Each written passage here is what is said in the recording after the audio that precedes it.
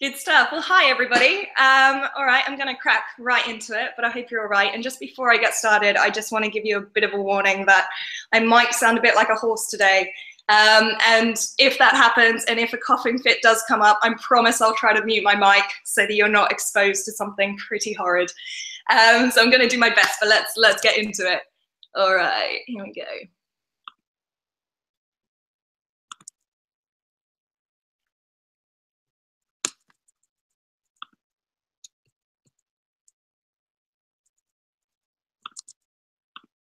All right, can everybody see the screen?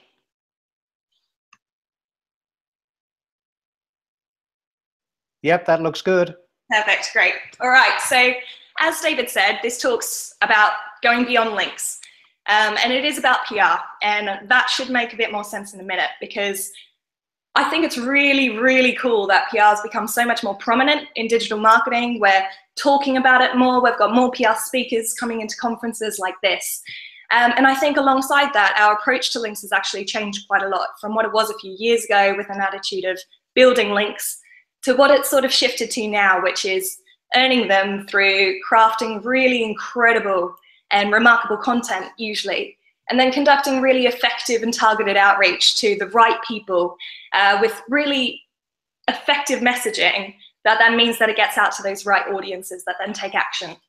But the issue that I have about that, which is why I'm so passionate about going beyond links, is that it's usually really the only context in which we do hear about digital PR. And it's a very tactical one. It's about using PR tactics to then get a result that benefits SEO. And that's brilliant, but it's also a real shame because PR spans so much more than that. And an understanding of the fundamental principles of PR can really help boost essentially your entire digital strategy, especially when it comes to online communication and reputation. So that's what we're going to focus on today. So my name is Aisha, but you probably guessed by the accent that I'm not British. I come from the land down under, so everybody calls me Skippy, and please do that as well. It's a lot easier to remember and way more fun. I am a digital PR specialist at white.net. We are a full-service digital agency based in Oxford and in London. So my focus at White is really helping clients improve their online communication and reputation, but we also do quite a lot of the creative content campaigns and outreach as well.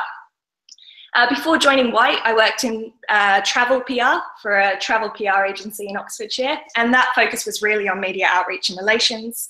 And before that, I worked in-house for the Brighton SEO conference and other conferences in London that Rough Agenda ran, and that was a in-house role really focused on building the relationship and making sure communication was as spot on as it could be with all of our audiences. So that was mostly our delegates, but also the online communication with sponsors and speakers as well. So what this presentation really focuses on is all the things that I've learned, the principles, the processes through these three very different roles. And the beauty of it is that I think they're relevant and applicable regardless of what industry or sector you're in. So to get back to basics, I want to start with what PR actually is. Simple question, not so simple an answer, and one that people often don't get right. And the person I think that's best to answer this is a chap that you can see there on the left of your screen called Edward Bernays. Now, don't feel bad if you haven't heard of him, not too many people have, but you've probably heard of his uncle, who's a chap called Sigmund Freud. So what I find absolutely fascinating about Bernays is that he was actually responsible for using Freud's psychoanalysis theory in propaganda campaigns of both the First and Second World Wars. And following the Second World War, Bernays actually built upon propaganda theory to develop what we now know of as the practice of PR. And in his obituary, when he died, he was actually referred to as the father of public relations. And in 1950, he actually published a book called Public Relations, which, despite being published over 60 years ago now, is still, well, in my opinion, the best book on PR that at least I've read. And in that book, he has a definition of PR that is a two-part definition. And the first part is that PR is information given to the public to persuade and modify actions and attitudes. But he doesn't stop there. And the second part of the definition is that PR is also the efforts to integrate the attitudes and actions of an institution with its publics, and of publics with that institution. Now, it's the second part of that definition there on your screens that I really want you to pay attention to, because it's that part of the definition that I think really matters. But unfortunately, it's the second part of the definition that's usually overlooked. And when you just look at the first part, which is what a lot of people do, it's actually quite reminiscent of propaganda. It's one-way communication, it's broadcasting, and you could get to publicity. So when you take that into a digital context, it's pretty easy to see how people think about PR in terms of outreach and relations in order to get that publicity and that message out there. But when you go back to the second part of that definition, you realize that it's about integration, it's about two-way communication, it's about relationships.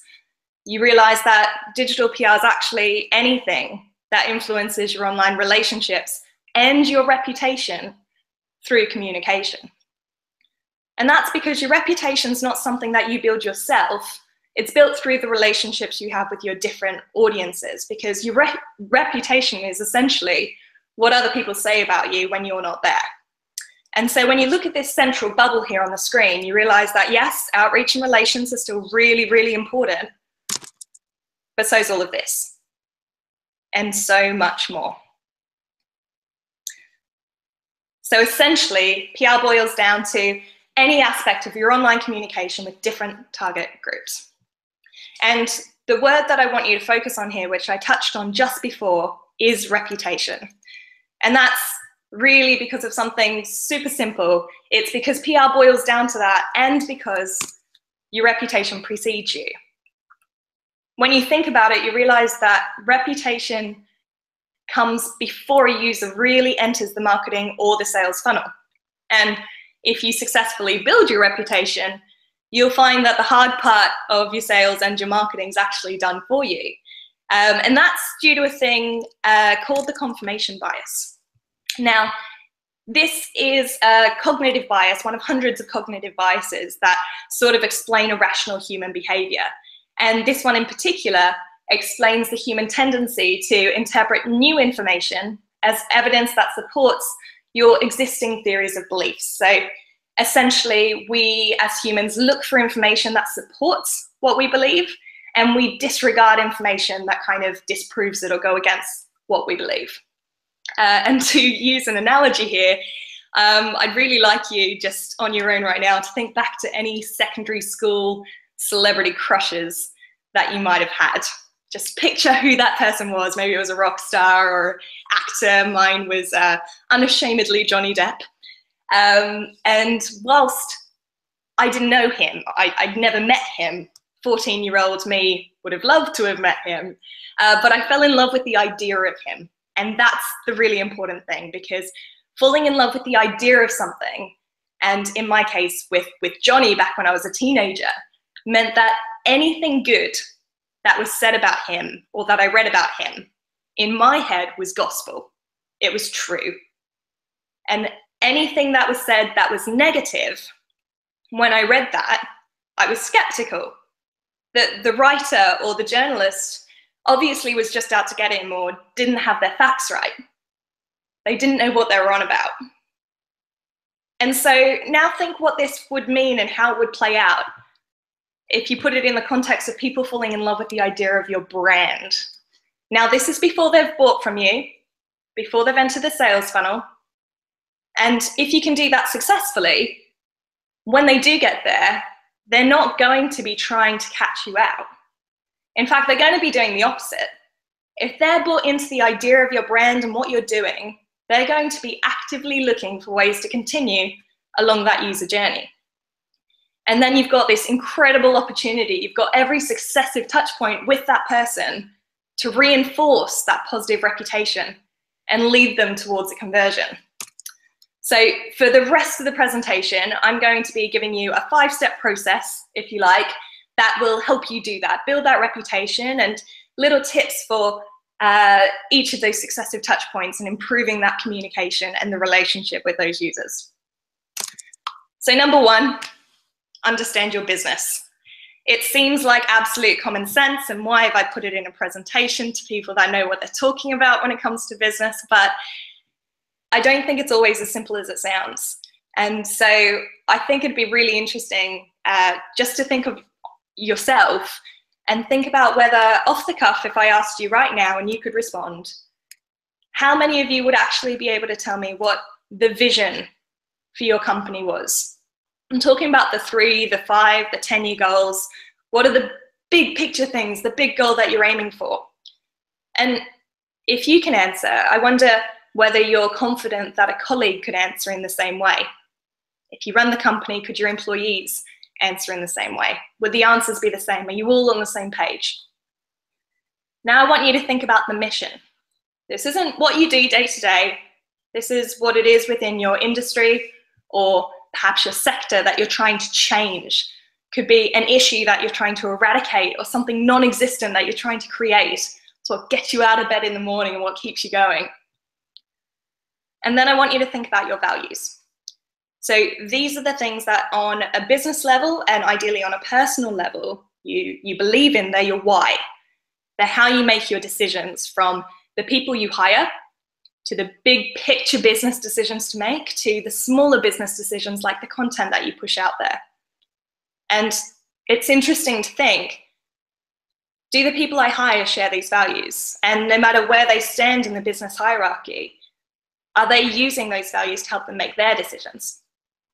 And now if you're agency side, like I am, do you know these answers both for your agency and then for your clients? If you're helping them or giving advice to them, consulting on business decisions or content or things that they should be doing. So I think understanding these 3 very, very basic questions, but quite big questions to sort of get to grips with, provides such a strong foundation. And I think understanding that helps you stay on track.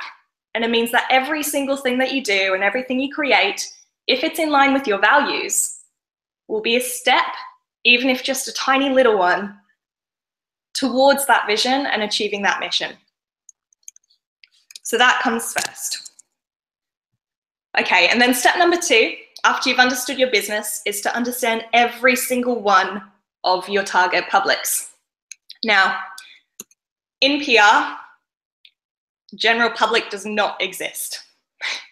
I still meet with companies where they think their product or their service is for everybody, and perhaps more shocking than that, that everybody's going to respond to the exact same value proposition, the same messaging and call to action, and it's just not true because we're different. We're all very, very different.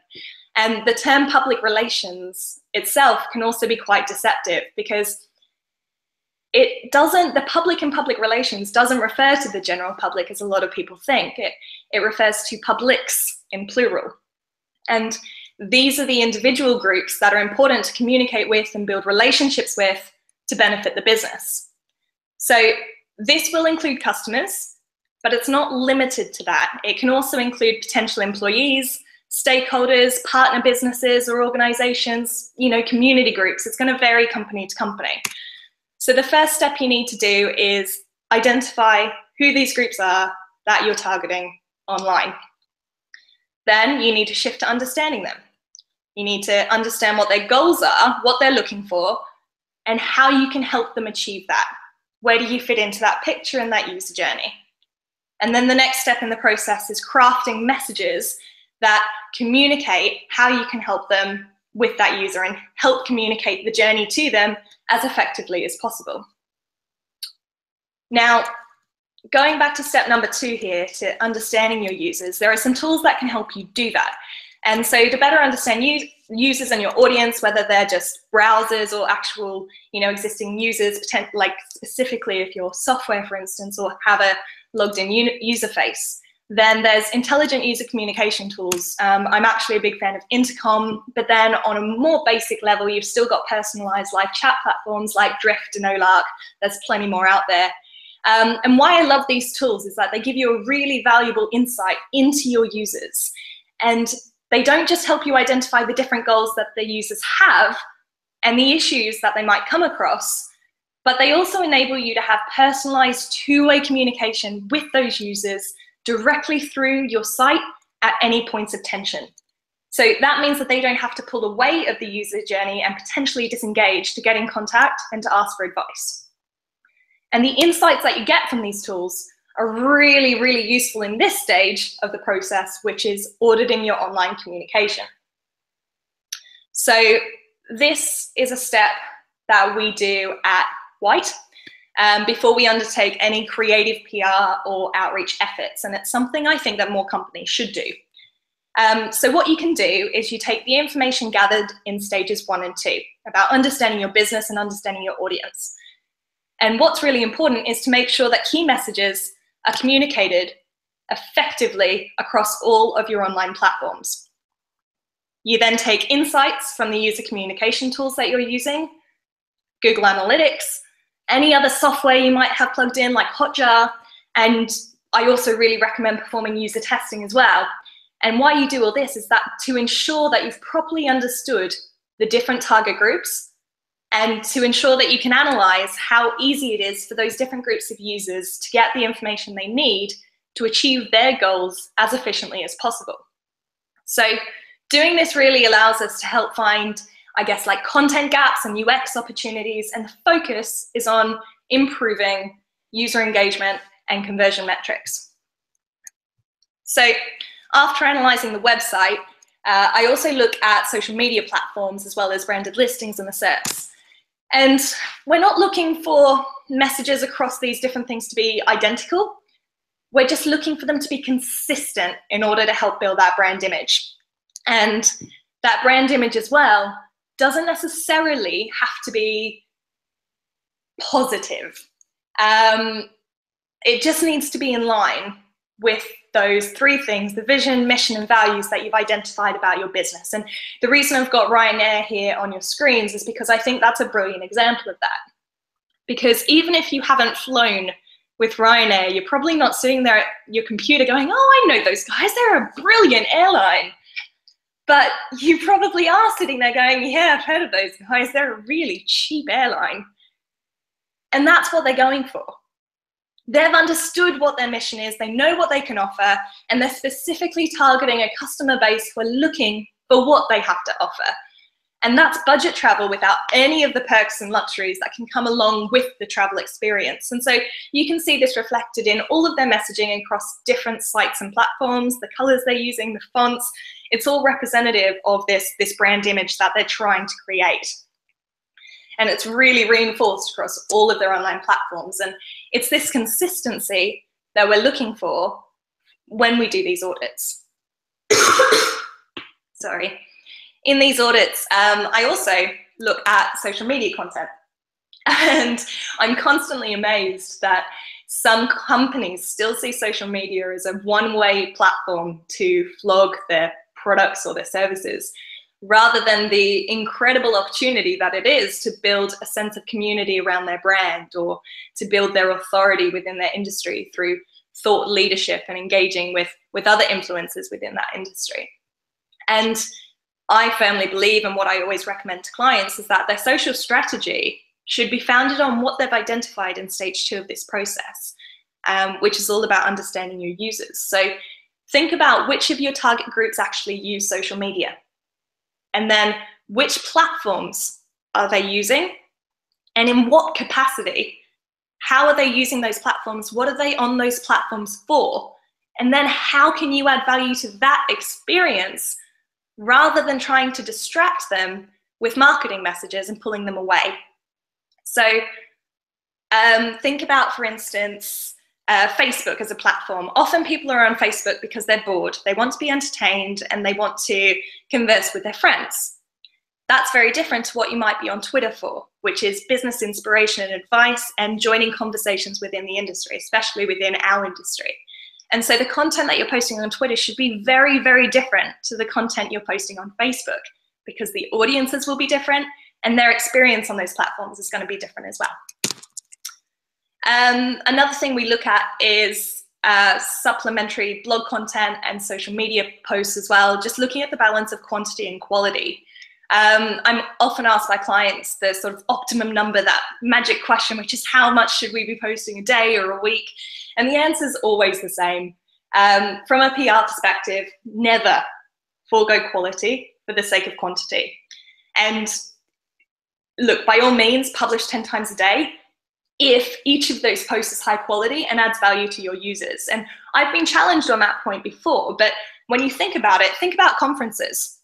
And when you're in a conference, it's very valuable for the conference organizers to be tweeting more than 10 times, 20, 50 times that day, providing useful information to delegates. And that's not spammy. That's useful for the purpose that those users are on social media at that time. So always focus on quality over quantity, and don't get hung up on a number. Focus on what's right for you for that moment in time. All right, so moving on, step number 4 is keeping on top of what's said about you. So what somebody else says about you holds a lot more weight than what you say about yourself. It's something that we actively leverage in PR through gaining favorable publicity. But especially online, it's really, really, really hard to control. And most of what's said about us online is, in fact, out of our control. But you can monitor it and you can keep on top of it. So a really basic way of doing this is setting up a Google alert for your brand. You can do it for a key product, even on yourself.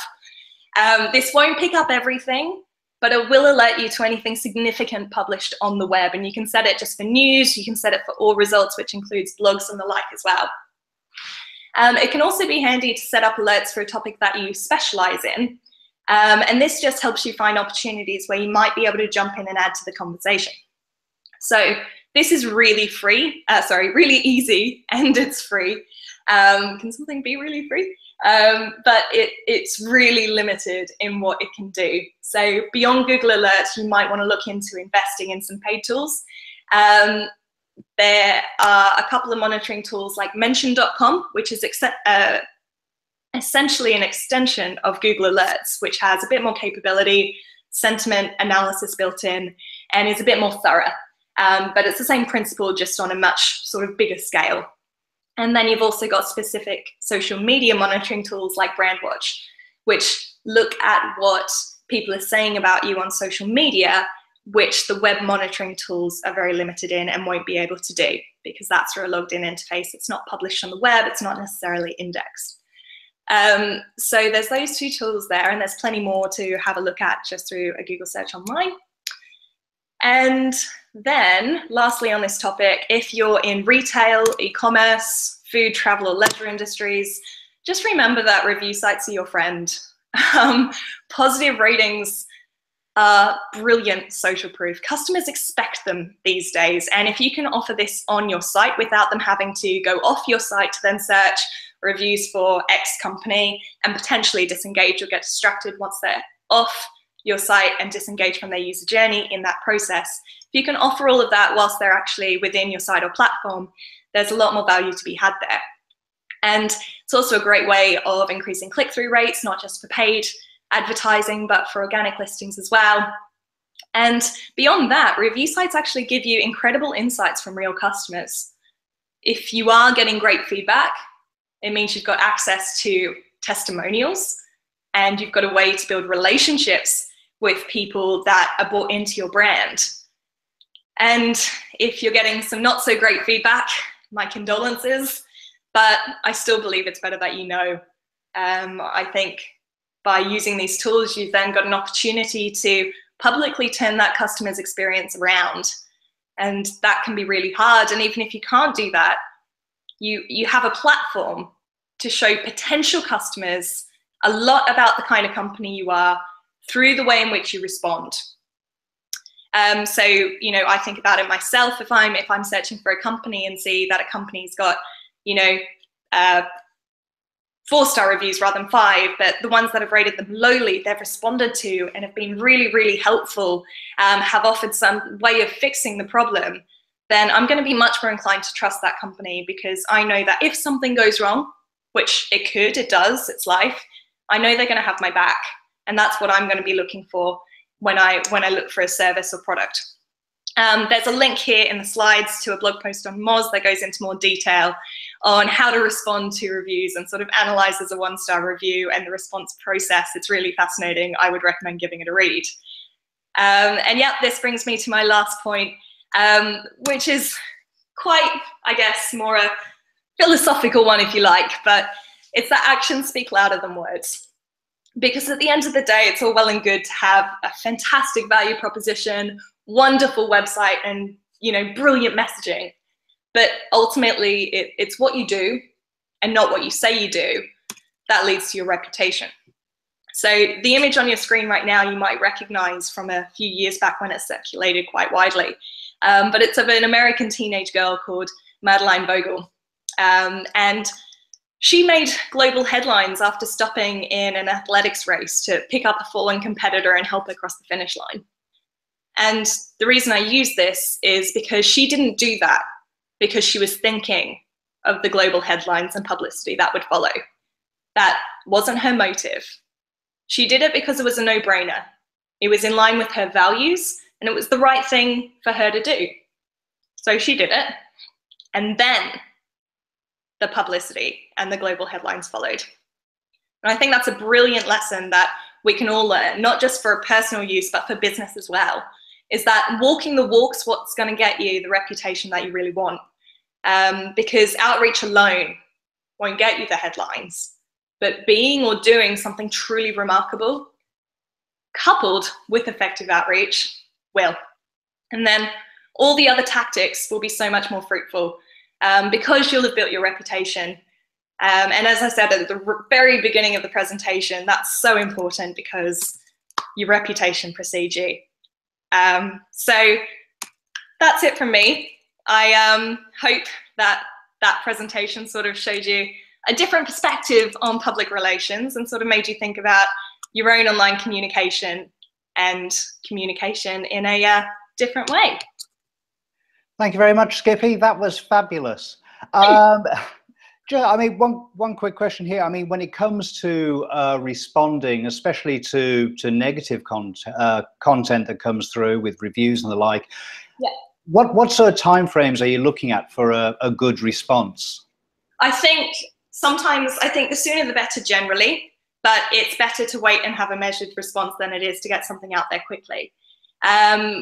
Some companies I know from past experience, it's quite bureaucratic. And so depending on how big the organization is, the customer service people might be the ones to get the complaint, or the PR company, if they're doing the social media, might be the ones to actually see the social media complaint or review. And so it's making sure that the client's aware of it, that it's passed up, but that the customer leaving the review is aware that it's moving, even if the proper response can't be out there straight away. There's options, whether you don't use templated things that go out to every single customer. That's a real fire away, even if they're great to make someone feel really invalued. But there are ways to sort of say, we've recognized this, can you give us your details? We want to get in touch, we want to make this right. And I think just recognition is usually what a lot of people want. So the sooner the better, fantastic, but making sure it gets escalated and that the right person handles it is also really important. Excellent. And just very quickly, I mean, it's not always under your control what happens. I mean, sometimes, as you say, things go wrong. There'll be things thrown at you from online, but sometimes it comes completely out of the blue. And I'm thinking of what happened with Skittles recently as a brand. They had quite an interesting mention and got out of the blue drawn into a conversation. Just very briefly, how do you think they handled that? I'm not too familiar with that specific example, so I'm not going to comment specifically on that. But what I am going to do is have a bit of a Google and then potentially get back to you with some thoughts on that one. Okay, that's no problem. Well, thank you very much for your time. That was a great presentation. No worries. And I've seen just a couple of more questions come in. If anybody has any more, just let them know that they can fire them over on social media and I'll get back to them that way. That's great. Thank you very much. Right, cheers. Bye.